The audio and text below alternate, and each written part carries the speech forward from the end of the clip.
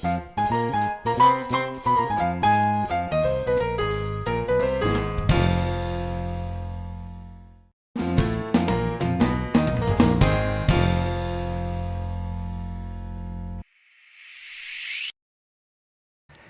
vous partez en voyage, qu'est-ce que vous faites?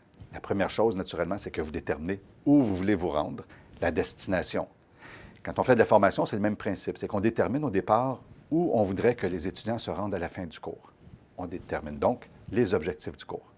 L'objectif permet de savoir où est-ce qu'on s'en va, mais ça permet aussi de savoir quels moyens on va utiliser pour s'y rendre. Quand on parle de moyens, ça veut donc dire quel type de stratégie, quels médias on va utiliser. L'objectif aussi est un miroir d'un test.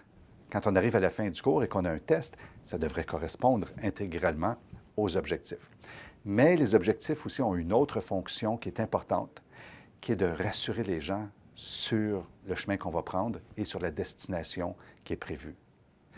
Dans les prochaines minutes, on va voir comment formuler un objectif, mais la méthode simplifiée. Je vous dirais, on utilise la méthode simplifiée dans ce cours-ci, puisque l'objectif, justement, c'est que vous soyez capable de préparer un cours, mais surtout d'enseigner.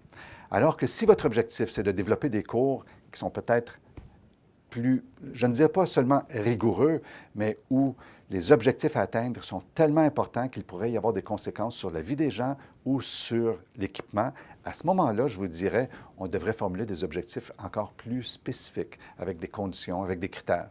Mais c'est ce qu'on voit à l'intérieur du cours de design pédagogique. Dans ce cas-ci, on voit plutôt comment préparer un objectif qui va vous permettre de vérifier à la fin du cours si les gens ont atteint ce que vous aviez prévu. Maintenant, quand on développe un objectif, qu'est-ce qu'on doit y retrouver? On doit retrouver d'abord un verbe d'action. Ça doit être mesurable, observable, atteignable et toujours être formulé en fonction des participants. Quand on parle d'un verbe d'action mesurable, observable, vous allez utiliser des verbes du genre nommer, décrire, calculer, imprimer, gérer, sauvegarder, etc. Mais, je vous mets en garde ici, n'utilisez jamais les verbes tels que connaître, savoir et comprendre. Vous allez dire, Daniel, pourquoi? Je vois ça régulièrement quand je dois aller donner de la formation et que je prends le matériel qui a déjà été préparé par d'autres personnes dans le service. C'est écrit, à la fin du cours, l'étudiant connaîtra. Je vais vous poser la question, est-ce qu'on est capable d'évaluer si quelqu'un connaît, sait ou comprend? Je vous donne un exemple.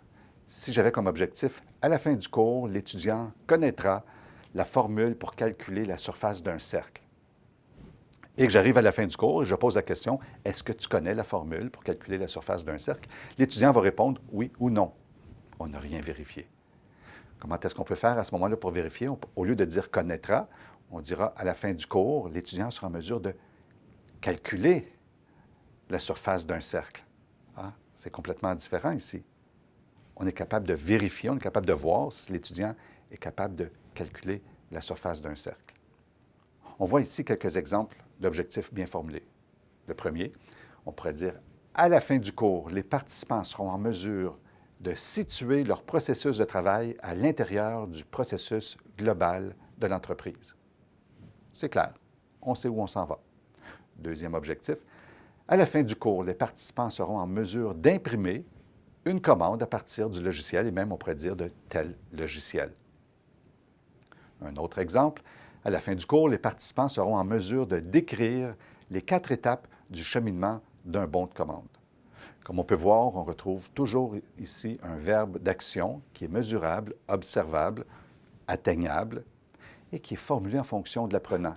De quelle façon? En disant, à la fin du cours, les participants seront en mesure de. C'est donc formulé en fonction des apprenants. On vient de voir que ce n'est pas sorcier d'élaborer des objectifs, mais c'est important de les faire autant pour rassurer les gens que pour être capable d'évaluer si le voyage leur a permis justement d'atteindre la destination. Voyons maintenant l'étape suivante dans l'introduction qui est de présenter le déroulement des activités.